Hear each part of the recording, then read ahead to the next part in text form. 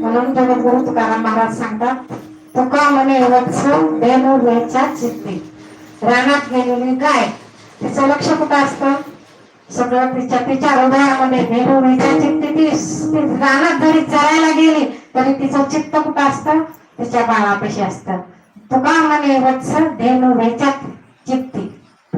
तसे संत माझा येते सांभाळत, तसे मला सांभाळत येतात.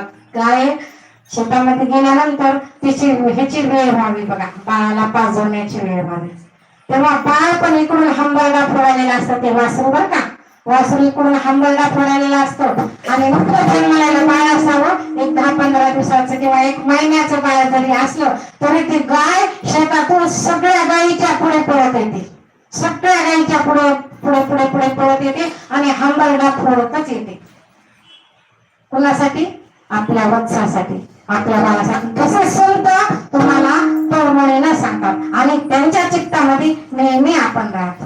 म्हणून संताकडे आपल्याला गेलं तर संत आपल्याला देव दाखवतात आणि देव गेले आणि संत म्हणतात मग तुम्हाला मोक्ष मिळेल, इथंच आहे तुमच्या पायापाशी. तुझं आहे तुझं पाशी तरी जागा चुकला, तुझ्यापाशीच आहे सगळं, सगळं तुझ्यापाशीच आहे. म्हणून या संतांना हे संत महात्मे ज्ञानेश्वरी आहे, गाथा आहे, हे कधीही विसरायचं नाही. आज संत ज्ञानेश्वर महाराज आहेत, 750 वर्ष झालेली आहेत. आजही एकही वेळी प्रत्येक वेळी घ्या आपल्याला वेगवेगळा अर्थ समोर येतो. ज्ञानेश्वरीच्या रोज 5 ओव्या तरी चालत चला, वाचत चला रोज आणि त्याचा अर्थ पाहत चला. 2 वेळेस अर्थ तुम्हाला वेगवेगळा येतो. गाथा घ्या समोर, एक तरी अभंग अर्थ सहित वाचा. त्याचा तुम्हाला जीवेश्वराचे आपल्या ग्रंथ पारायण आहे. जीवेश्वराच्या ग्रंथ पारायणामध्ये पण संत महात्म्याचा तोही मला आज द्यायचा होता दृष्टांत. महाराजांना, आपल्या नारायण महाराजांना, श्रीराम महाराजांना मागायचे.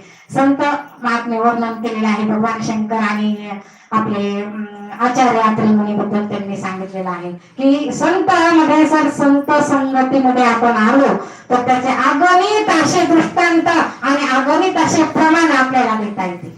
पण माझ्या या डोबऱ्यावालीतून आणि माझ्या बुद्धीने आणि आपल्याला वेळेमध्ये बसणार एवढंच आपल्याला मला आज तुमच्या समोर मांडता आलेलं आहे.